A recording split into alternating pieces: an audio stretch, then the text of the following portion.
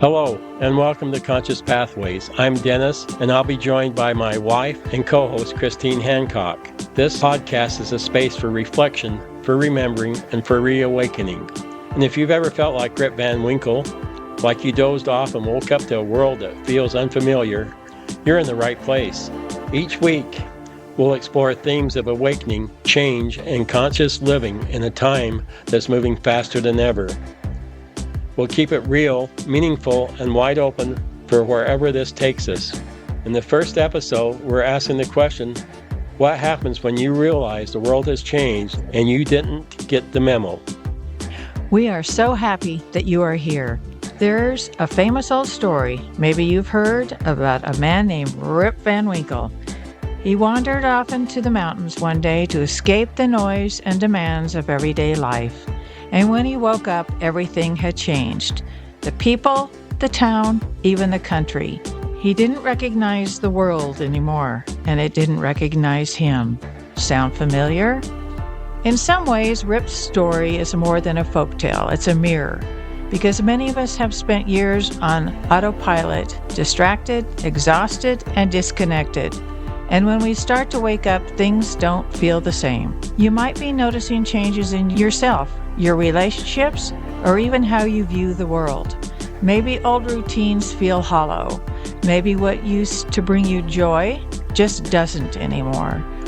Or maybe, like Rip, you feel a little disoriented, unsure of what's real and what's just habit. That's where this podcast comes in.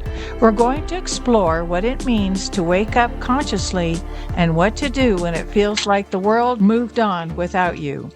We will use stories, metaphors, reflections, and yes, even the beauty of waking up. Because awakening isn't about being perfect, it's about being present. Before we close today's episode, I would like to share something personal. My own awakening journey began in the late 60s after returning home from military service, though I didn't realize it at the time. It wasn't until the early 90s that everything shifted. Almost overnight, I lost the people I considered my closest friends. My relationships with family changed. In fact, it felt like 25 years of my life had vanished. And with that loss came a decline in health, something I now understand was connected to the emotions I was holding on to, and the sense that the world I knew was slipping away. I was disoriented, disconnected, and deeply uncertain. But sometimes that's exactly where awakening begins. Thank you, Dennis. I just want to say your story is a reminder that awakening isn't always graceful, but it is deeply human. In our very first episode of Conscious Pathways, we'll explore what it means to wake up in the world, that it has changed, and how to begin rebuilding our inner compass. Here to tell you what to believe.